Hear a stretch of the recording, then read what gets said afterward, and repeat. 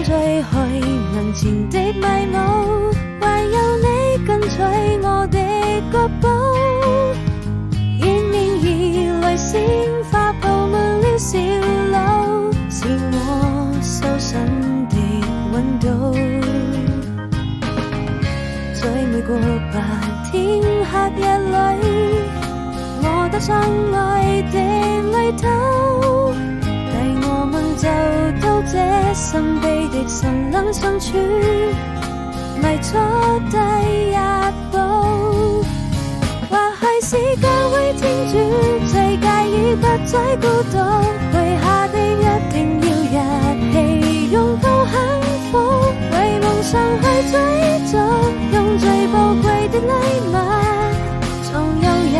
為你祝福。我多想